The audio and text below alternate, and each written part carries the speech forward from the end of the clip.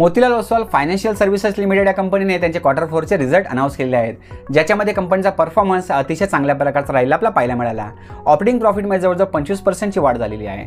आता वाढीमागचं जर मेन कारण बघायचं झालं तर वेल्थ आणि असेट मॅनेजमेंट हे त्याचं मेन कारण राहिलं आहे आणि हीच त्यांची मेन इंजिन ग्रोथ देखील आहे. तसेच पुढे बघायचं झालं तर SIP इन्फ्लो असेल, त्यानंतर AUM असेल, हे देखील जोरात वाढत आहेत. तर अशा प्रकारे स्टॉक संदर्भातली न्यूज जी आहे त्याचा आपल्याला ऐकायला पाहायला मिळाली आणि याच्यामुळे मार्केट करेक्शनमध्ये असताना देखील हा स्टॉक 3% वाढताना आपल्याला पाहायला मिळाला. आता ते प्रश्न असा उभा राहतोय की या स्टॉकमध्ये तुम्हाला जर ट्रेडिंग किंवा इन्व्हेस्टमेंट करायची असेल तर फक्त एवढ्या न्यूजवरती अवलंबून राहून चालणार आहे का? तर नाही मित्रांनो. त्यासाठी आपण या स्टॉकचं आपल्या 4 इम्पॉर्टंट फॅक्टरवरती कंप्लीट अनालिसिस करणार आहोत. म्हणजे त्याच्या बेसवरती आपण हे नक्की ठरवू शकतो की हा स्टॉक ट्रेडिंग किंवा इन्व्हेस्टमेंटच्या दृष्टिकोनातून योग्य आहे की नाही. आणि नेहमीप्रमाणे या स्टॉक संदर्भात मी व्हिडिओच्या शेवटला माझा पर्सनल व्ह्यू देखील सांगणार आहे, म्हणजे डिसिजन घेण्यासाठी तुम्हाला याची हेल्प होणार आहे. तर जय हिंद महाराष्ट्र, द स्टॉक सिलेक्शन आपल्या यूट्यूब चॅनलमध्ये तुम्हा सगळ्यांचे स्वागत आहे, जेथे आपण स्टॉक मार्केट संदर्भात ज्या काही न्यूज असतात, अपडेट्स असतात, त्याचं आपण सविस्तर विश्लेषण करतो, जेणेकरून आपला जो मराठी गुंतवणूकदार आहे, ट्रेडर आहे, त्यांच्या मनामध्ये असणारे स्टॉक संदर्भातले डाऊट्स आपण या व्हिडिओमार्फत पूर्णपणे क्लिअर करत असतो. आता जसं मी तुम्हाला सांगितलं, 4 जे आपले इम्पॉर्टंट फॅक्टर्स आहेत त्यातला सगळ्यात पहिला फॅक्टर आहे तो म्हणजे फंडामेंटलचा. त्याच्यामध्ये कंपनी फंडामेंटली स्ट्रॉंग आहे की वीक आहे ते आपल्याला समजते. त्यानंतर व्हॅल्युएशन, म्हणजे आजच्या डेटला ज्या प्राइसला स्टॉक ट्रेड करतोय तो स्वस्त आहे की महाग आहे ते आपल्याला समजायला मदत होते. त्यानंतर तिसरं म्हणजे फायनान्शियल. तर फायनान्शियलमध्ये आपण काय करतो, प्रॉफिट अँड लॉस शीट पाहतो, त्याच्यामध्ये कंपनीला सेल्स कशा प्रकारचा होतोय, कंपॅरेटिव्हली नेट प्रॉफिट बरोबर होतोय का, ती माहिती आपल्याला त्यातनं कळते. त्यानंतर चौथं म्हणजे आणि शेवटचा आहे तो म्हणजे चार्ट. तर चार्टमध्ये सपोर्ट्स कुठे आहेत, रेसिस्टन्स कुठे आहे, पुढे मोमेंटम कशा प्रकारचा येऊ शकतो, ही सगळी माहिती आपण व्हिडिओमध्ये घेणार आहोत. त्यामुळे व्हिडिओ खूप इंटरेस्टिंग होणार आहे. तुम्ही शेवटपर्यंत नक्की बघा आणि आपला चॅनल तुम्ही अजून सबस्क्राईब केला नसेल तर तो सगळ्यात पहिले सबस्क्राईब करून घ्या. तर फंडामेंटलमध्ये आपले टोटल 10 मेट्रिक्स असणार आहेत, ज्यात जे तुम्हाला स्क्रीनवरती दिसलेच असतील आणि याच्यामध्ये तुम्हाला सेक्टर वाईज थोडेसे चेंजेस झालेले पाहायला मिळतील. त्याच्यामध्ये आपण 1 ते 10ची रेटिंग देतो. ती रेटिंग कशा प्रकारे असेल मी तुम्हाला शॉर्टमध्ये सांगतो. तर 8 ते 10 रेटिंगवाले स्टॉक जे ते ग्रीन झोनमध्ये असतात, म्हणजे त्यांचे फंडामेंटल स्ट्रॉंग असतात. 6 ते 7 रेटिंगवाले स्टॉक जे ते ऑरेंज झोनमध्ये असतात, म्हणजे त्यांच्या येणाऱ्या क्वार्टरली परफॉर्मन्स आपल्याला लक्ष ठेवायचं असतं, ऑब्झर्वेशन करायचं असतं. त्यानंतर 1 ते 5 रेटिंगवाले स्टॉक जे ते रेड झोनमध्ये असतात, म्हणजे त्यांचे फंडामेंटल्स वीक असतात, कमकुवत असतात आणि अशा स्टॉकपासून आपल्याला पूर्णपणे लांब राहायचं असतं. तर या फंडामेंटलमधला सगळ्यात पहिला मेट्रिक आहे तो म्हणजे ROA, ज्याला आपण रिटर्न ऑन असेट असं म्हणतो. तर याच्यामध्ये कंपनीने टोटल असेट वापरून किती प्रमाणात प्रॉफिट मिळवलं आहे ते आपल्याला समजते. तो रेशिओ 1.8 किंवा त्यापेक्षा जास्त लागतो आणि ते 2 आहे, त्याच्यामुळे हा पॉईंट पॉझिटिव्हमध्ये जातोय. पुढे रिटर्न ऑन इक्विटी, म्हणजेच कंपनीने शेअरहोल्डर्सकडून घेतलेल्या पैशावर किती प्रमाणात प्रॉफिट जनरेट केला ते आपल्याला समजते. तो रेशिओ 15 किंवा त्यापेक्षा जास्त लागतो आणि ते आपला 12.6 पाहायला मिळतोय, कमी आहे, त्याच्यामुळे हा पॉईंट निगेटिव्हमध्ये जातोय. पुढे डेट टू इक्विटी, म्हणजे कर्जाचे प्रमाण, कंपनीवरती कर्ज किती आहे ते आपल्या याच्यातनं समजते. तो रेशिओ 5 किंवा त्यापेक्षा कमी लागतो आणि ते 1.65 आहे, त्याच्यामुळे हा पॉईंट पॉझिटिव्हमध्ये जातोय. पुढे कॉस्ट टू इन्कम रेशो, म्हणजेच कंपनीच्या कमाईच्या तुलनेमध्ये कंपनीला खर्च किती येतोय ते आपल्या यातनं कळते. तो रेशो 45 किंवा त्यापेक्षा कमी लागतो आणि ते 55 आहे, त्याच्यामुळे हा पॉईंट निगेटिव्हमध्ये जातोय. पुढे ऑपरेटिंग प्रॉफिट मार्जिन. आता याच्यामध्ये कंपनीच्या टोटल रेव्हेन्यूमधून ऑपरेटिंग एक्सपेन्सेस वजा करता कंपनीच्या हातात किती प्रॉफिट शिल्लक राहतो ते आपल्याला समजते.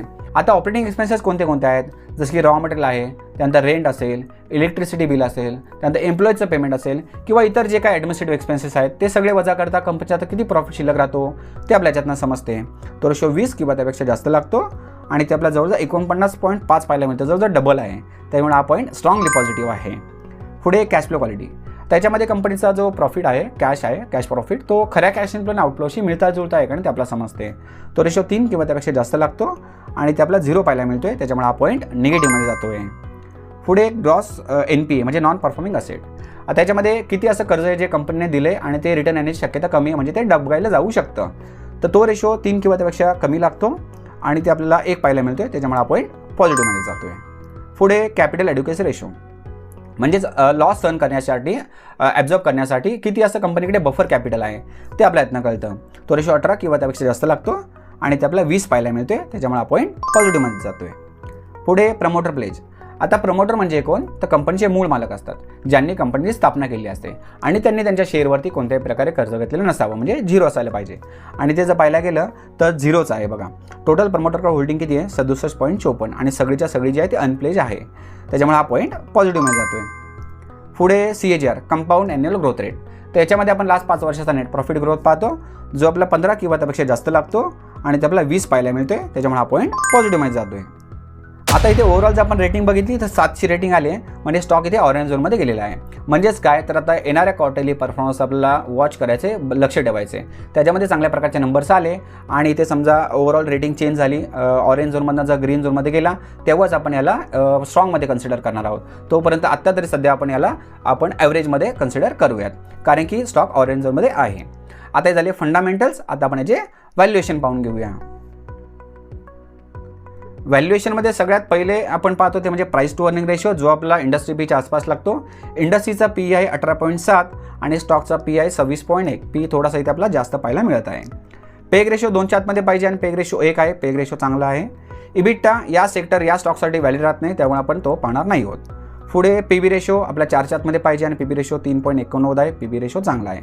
फक्त पी थोडासा जास्त आहे, परंतु पेग रेशो जर 2च्या आतमध्ये आहे तर जी ग्रोथ आहे ती जस्टिफाय करते आहे. त्याच्यामुळे व्हॅल्युएशन इथं आपण स्ट्रॉंगमध्ये घेणार आहोत. तर व्हॅल्युएशन स्ट्रॉंग झाले. आता आपण पुढचा राहिला तो म्हणजे फायनान्शियल. त्यासाठी आपण profit and loss sheet open करून घेऊ. आता P&Lमध्ये 2015चा त्यांचा सेल्स जर बघायचं झालं तर तो होता 772 करोडच्या आसपास आणि तो वाढून आता 2026मध्ये झालेला आहे 9,374 करोड. म्हणजे या 10 ते 11 वर्षाच्या पिरियडमध्ये सेल्समध्ये जवळ 10 ते 11 पट वाढ झालेली आपल्याला पाहायला मिळते. आता मध्ये जर आपण बघितलं तर 2016 ते 2018पर्यंत कंटिन्युअसली सेल्समध्ये वाढ होताना पाहायला मिळते. 19 आणि 20मध्ये थोडासा सेल्स डाऊन झाला होता, त्यानंतर पुन्हा 21 आणि 22मध्ये वाढलेला आहे. 23मध्ये थोडासा पुन्हा डाऊन झाला आहे आणि 24 पासून जर आता 26पर्यंत बघायला गेलं तर पुन्हा कंटिन्युअसली इयर ऑन इयर आपला सेल्समध्ये वाढ होताना पाहायला मिळते. थोडेसे अप्स अँड डाऊन्स आहेत मध्ये, परंतु कंपनी फायनान्शियल सर्व्हिसेस प्रोव्हाइड करते, त्याच्यामुळे थोडेसे अप्स अँड डाऊन्स असतील तर ते इथे चालणार आहे. ओव्हरऑल बघता सेल्समध्ये चांगल्या प्रकारची वाढ इथे झालेली आपल्याला पाहायला मिळते. आता आपण नेट प्रॉफिट बघूया. बघा 15मध्ये त्यांना नेट प्रॉफिट होता 145 करोड आणि तो वाढून 2026मध्ये झालेला आहे 1,872 करोडच्या आसपास. त्याच्यामुळे नेट प्रॉफिट देखील किती मोठ्या प्रमाणात वाढ झाली ते तुम्ही इथे पाहू शकताय. ओव्हरऑल आपल्याला इथे प्रॉफिट अँड लॉस शीट चांगल्या प्रकारची पाहायला मिळते, त्याच्यामुळे फायनान्शियल आपण स्ट्रॉंगमध्ये कन्सिडर करणार आहोत. आता सगळ्यात शेवटचा फॅक्टर राहिला तो म्हणजे चार्ट. त्यासाठी आपण आता चार्ट ओपन करूया. बघा इथे आपण आता स्टॉकचा मंथली चार्ट ओपन केला आहे. आता इथे तुम्ही जर नीट पाहिलं मित्रांनो, इथे मोठासा आपला एक डाऊनफॉल आलेला पाहायला मिळाला आहे. तो आहे 2018 पासून ते 2024 पर्यंत, म्हणजे एक 6 वर्षाच्या पिरियडमध्ये एक मोठासा एक डाऊन पिरियड आपल्याला इथे स्टॉकमध्ये पाहायला मिळाला. परंतु हा जो प्रिव्हियस हाय बनला होता एक 398च्या आसपास, तो 6 वर्षाचा ब्रेकआउट आपल्या इथे होताना पाहायला मिळाला आहे 1 जानेवारी 24मध्ये. जेव्हा पण लॉंग इयरचा जेव्हा ब्रेकआउट होतो मित्रांनो, तो हायली चान्सेस असतात की मोठी अशी रॅली आपल्याला पाहायला मिळते आणि ते देखील सेम तसंच झालं आहे. जेव्हा हा लॉंग इयरचा ब्रेकआउट झाला आहे मोठी अशी रॅली आली होती.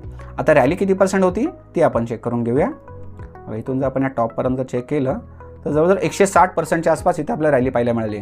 म्हणजेच या कंपनीने त्यांच्या इन्व्हेस्टर्सला या ब्रेकआउट नंतर एक 8 ते 9 महिन्याच्या पिरियडमध्ये जवळजवळ 160%चे रिटर्न जे आहे ते मिळवून दिलेले आहेत. आणि त्यानंतर ऑब्व्हियसली मित्रांनो, जेव्हा एवढी मोठी रॅली आली त्यानंतर तुम्हाला करेक्शन पाहायला मिळतंच आणि सेम इथे करेक्शन झाले. करेक्शनमुळे स्टॉक खाली आला आहे. खाली आल्यानंतर एक बॉटम क्रिएट केला आणि त्यानंतर बाउन्स करून स्टॉक पुन्हा वरती गेलेला आहे.